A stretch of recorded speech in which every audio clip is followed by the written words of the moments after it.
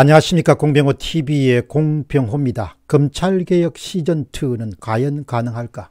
현재 검찰청을 완전히 그냥 해체하는 수준까지 내모는 바로 개혁을 말합니다. 쉽게 말하면 검찰로부터 수사권을 빼앗아서 그야말로 완전히 무력화시켜버리는 조치가 검찰개혁 시즌2입니다. 대신에 기소권과 공소유지권만 갖는 검찰청 대신에 공소청을 신설하는 것입니다. 따라서 검찰총장은 고등공소청장이 되고 공소처 공무원에 대한 지휘감독권을 갖게 됩니다.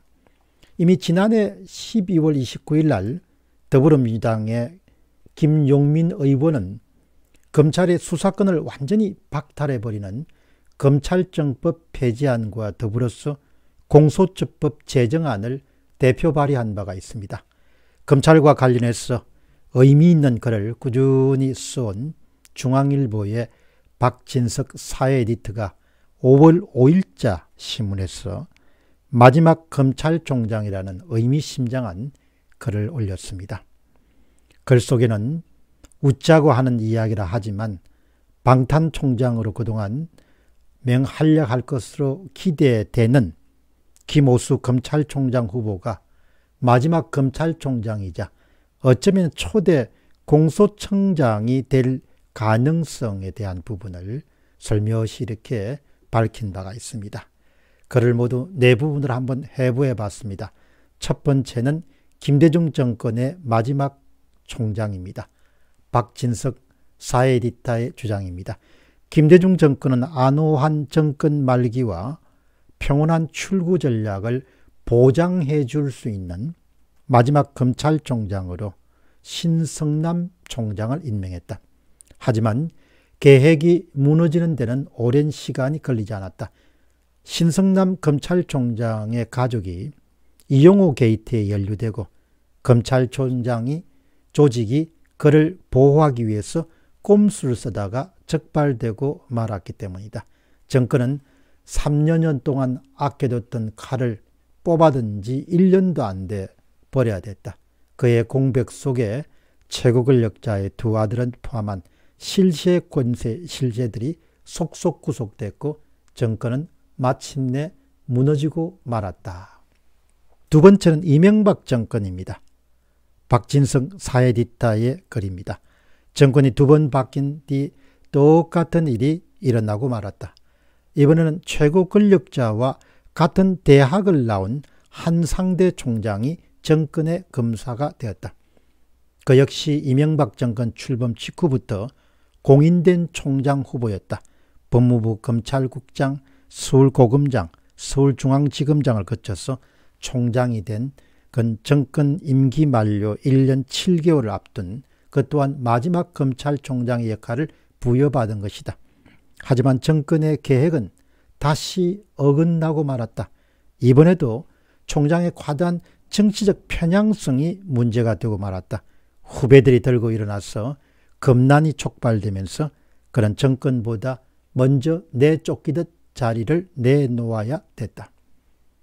세 번째입니다. 문재인 정권.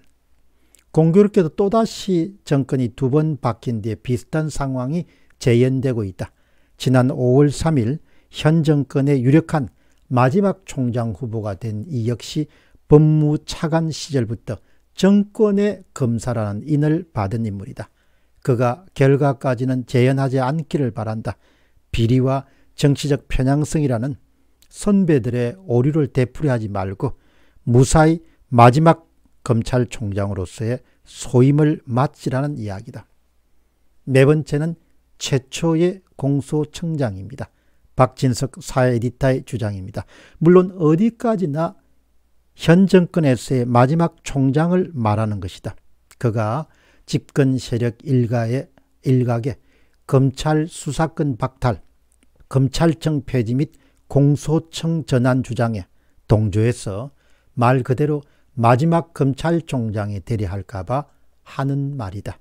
설마하니 그들이 공소처의 수장에게 공소총장 직위를 부여해 주겠는가?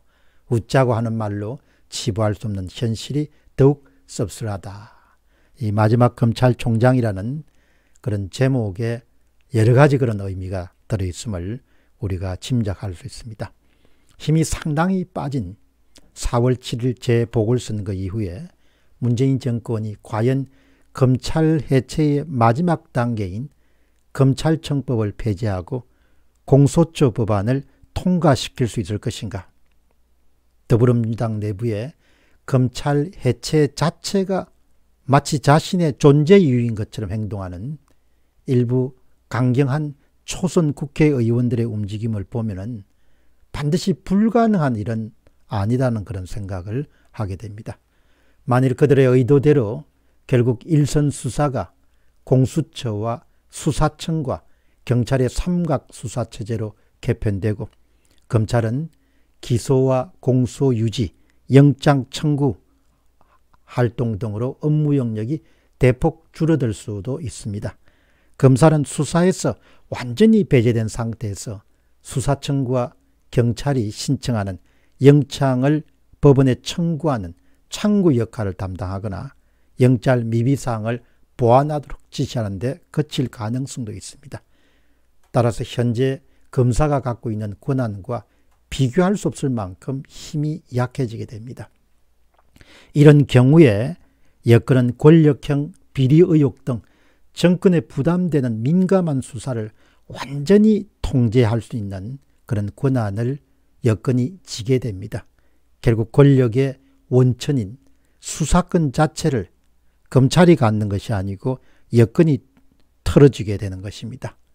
따라서 수사청 신설을 골자로 한 민주당의 2차 검찰개혁안, 검찰개혁 시즌2가 실행이 되면은 검찰 조직과 법조계에 엄청난 그런 파급 효과를 미칠 것으로 보입니다. 설마 그 정도까지 할 수 있겠는가? 그런 무리한 일까지 추진할 수 있겠는가? 이렇게 반문하는 사람들이 대부분 상식적인 생각을 하는 사람들입니다. 그러나 문 정권 지난 4년을 여러분들이 되돌아보시게 되면은 상식은 얼마든지 파기될 수 있고 상식은 얼마든지 비상식으로 대체될 수 있음을 우리가 익히 지켜본 바가 있고 경험한 바가 있습니다. 따라서 저는 장기 집권에 도움이 된다면 또 장기 집권, 영구 집권에 필수적인 그런 구비 요건이라고 하면 무엇이든지 할 수 있는 사람들이다. 그렇게 생각을 합니다.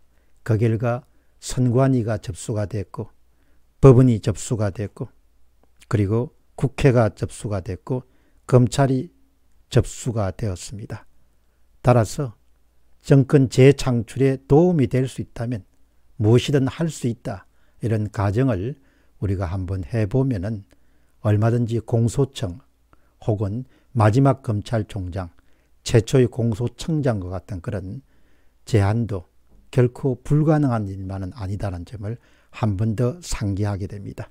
공병호 TV의 공병호였습니다. 감사합니다.